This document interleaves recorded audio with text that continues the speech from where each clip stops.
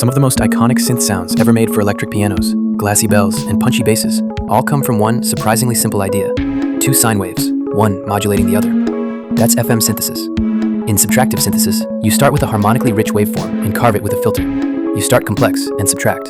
FM flips that on its head. You start with two simple sine waves, and by modulating one with the other, you get something complex out. Simple plus simple equals complex. That's the whole concept. The first piece is the carrier. This is the oscillator you actually hear. It sets the pitch of your note. By itself, it's just a boring sine wave. Smooth, pure, no harmonics. But it's the foundation everything else builds on. Second piece, the modulator. Also a sine wave, but here's the thing, you never hear it. It pushes and pulls the carrier's frequency up and down, thousands of times per second. That wobble is new harmonics being created in real time by the modulator. The ratio between modulator and carrier frequency determines the character. Whole number ratios like 2:1 or 3:1 give you harmonic musical tones. Non-integer ratios give you bells and metallic tones. Now the full picture. Modulator on top, carrier in the middle, and the FM output at the bottom. The output is now filled with sidebands, the new frequencies that weren't there before. And the formula for all of this is stupidly simple. It's just a sine with another sine inside it. Simple math. So what controls how complex the sound gets? That's the modulation index.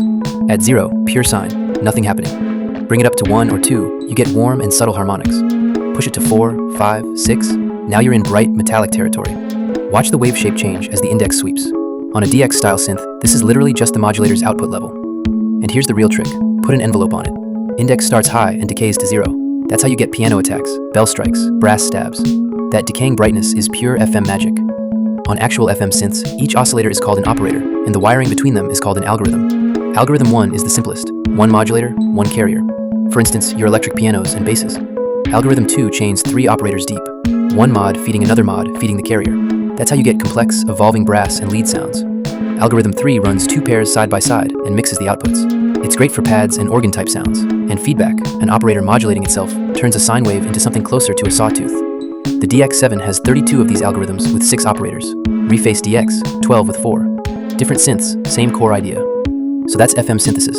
4 things: carrier, the pitch; modulator, the timbre; index, the brightness; algorithm, the routing. Everything comes from one equation, a sine with another sine inside it. Start with 2 operators, an integer ratio, sweep the index. You're doing FM.